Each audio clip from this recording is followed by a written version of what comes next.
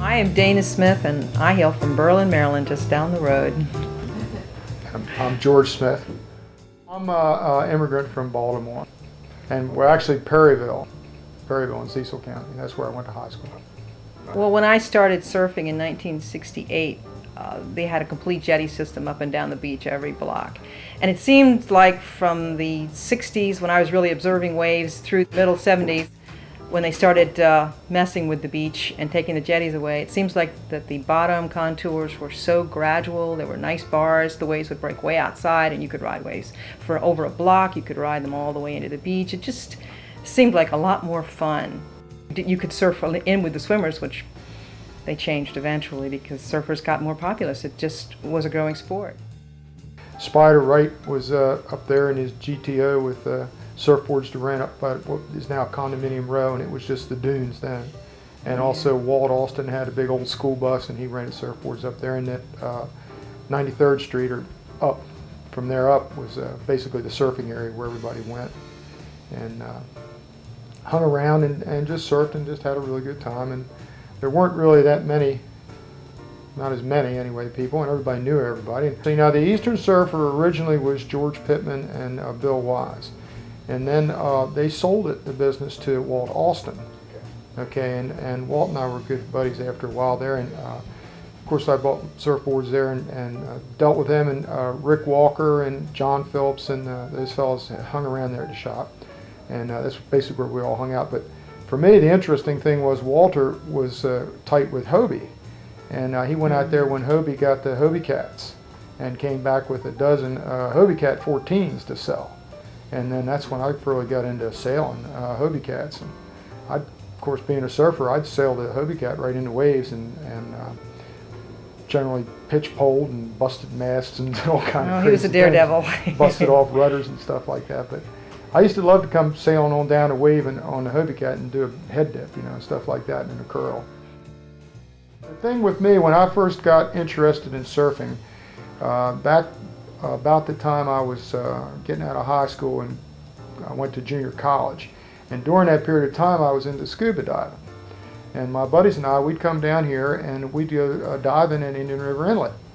And at the time, the Johnson brothers were just starting to surf, and I don't remember if you remember Tiny Tim, and there was a few other fellows there that were actually living in their vehicles under the bridge at Indian River Inlet and surfing. That was the first time I ever saw a surfboard, and boy, I said, man, this is it. I want a surfboard. So I went home and I told my mom about it. Of course, we lived in Baltimore. My mom says, well, I was just down to Heck Company. They had one of them surfboards right there. So I went down to Heck Company, and sure enough, they had a Healthways surfboard right there. So I plopped $100. Healthways, what pop-out surfboard. And so I plopped $100 right down on that thing right away, and by and by I paid it off, and I come to Ocean City with that surfboard that was my first surfboard. And then later, wasn't too long after that I discovered that really wasn't the way to go. And Bill Wise sold me my first custom surfboard, which was a Hobie surfboard, 10 foot, with two big red stripes right down there. And I rode that for quite a while. When I was in college at the University of Maryland, I had some buddies of mine, Bill Flack and Mike Toole, and we decided that we were just going to basically leave college and go to Mexico. So we loaded up, and at that particular time, shortboards had just started to come in, and the Hobies were called super mini models. And that's what I had, a super mini model. And also the McTavish era was in then, and they had the V bottoms, and so that's what Flack had. And I think Mike had something along those lines. I can't really remember Mike's board, but anyhow, so we went off to Mexico. So we went on down, we went all the way down to San Blas, and San Blas is where they have the mile-long ride that goes into the bay.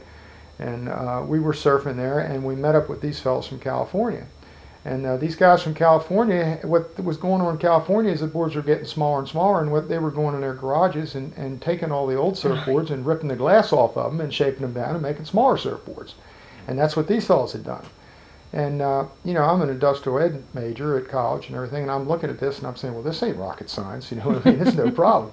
So as soon as I got back home, that's the first thing we did. We ordered some blanks, and I shaped 3 surfboards, one for Mike, one for Bill, and one for myself. But the funny part of the story was, and I did this in my shop class at University of Maryland. I was studying industrial ed. And so we glassed these surfboards in Bill Flack's apartment. And we were planning on going on a trip down to Pawleys Island, so we spent the whole night basically. It started about 6 o'clock in the afternoon, and we glassed these 3 surfboards. And at like 7 o'clock in the morning, we were leaving to go to Pawleys Island, and it was really kind of funny because when we got back, Bill was evicted from his apartment, and everybody in the apartment was gasping for air. It was like a 3-story building. We gassed them all out. Yeah. But that was sort of how I got started into the surfboard building.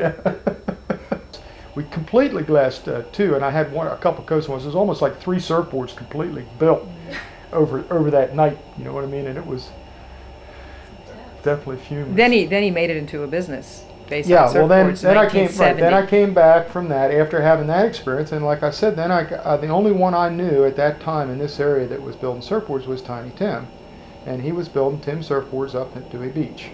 So he kind of took me in as like an understudy, and I started helping him make boards, and he basically showed me a lot of the ins and outs and a little bit of the refinement. But the main thing Tim did was show me where to buy the materials that you needed, because back then it was a real mystery. You couldn't just go any old place and buy surfboard resin. You had to know somebody to get it. And eventually, then I started my own business here in West Ocean City a year or so after that, and I figured out that Dion was the type of resin and where to buy it and the different materials and everything you needed. At that time, I think I used Fins Unlimited. I think they were called Fins, and opened accounts with those different companies. And then I built surfboards, Bayside Surfboards. I built for 10 years. So if you remember John Phillips, and him and I were partners. Basically, he started his woodworking business right in my surfboard shop, because he was going down on the beach in Aztec and rounding up old hatch covers off of ships that had floated up on the beach, and going in my resin and pouring it on the tables. Yeah, that's how he got started. So he was using twice as much resin to make tables than I was using to make surfboards. So then he finally kind of rented a shop next door and started doing that. Dale Shaw, Donnie Stone, how to shape. Yeah, a lot of the guys that, like say Dale, and then Donnie and those boys, then they opened a surfboard shop in the same building, and that year after that, but they didn't last that long. They made a few boards and then they were gone. But I stayed in business about 10 years. And I started dating about the time he opened the shop, and I had custom-made surfboards for so many years. I got really spoiled. What I used to do is I would go up there to the Ron John shop, and that's where I would buy my blanks. So I'd go up there and buy maybe 10 or 15 blanks, and then I'd come back to the mahogany company, which is in Mays Landing, and I would buy my glass there. And also they sold, I'm trying to remember, American Cyanamide was the company that they had the resin, but that resin didn't have light inhibitors in it. So the resin that I was using to laminate, that really made the strength of the board, it was a good laminating resin. But the other resins I used they were not having light inhibitors, so that's why it yellowed. A lot of the boards yellowed. But I had a reputation for making them too heavy. But like you said, they're still around. You know what I mean? I built the surfboards the way I build houses. Over time, of course, Skip and I were buddies and surfed a lot together. And Skip had made surfboards too, And so then I just said, hey, Skip, come on down here and help me out. I got a lot of orders here, and he's really artistic, and he had beautiful pinstripe jobs and all on them. So there for a while, I was shaping them and laminating them, and he was finishing them, and that was kind of nice. And we had, I don't know how many we made, but we made several, and they were good looking because he did. And then I had also this fellow Ron Walker, who is now a commercial artist. Yeah. But he was just getting out of school at that time, and he was doing the artwork like the faces and doing different things. Well, George and I, we met through surfing.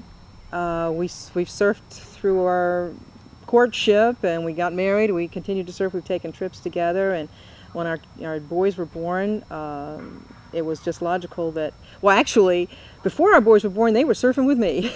All three of them were surfing with me for at least 4 months before I quit surfing every time. The doctor just told me I better not do it anymore. And I planned each pregnancy so that I'd be able to surf through the summer without a belly.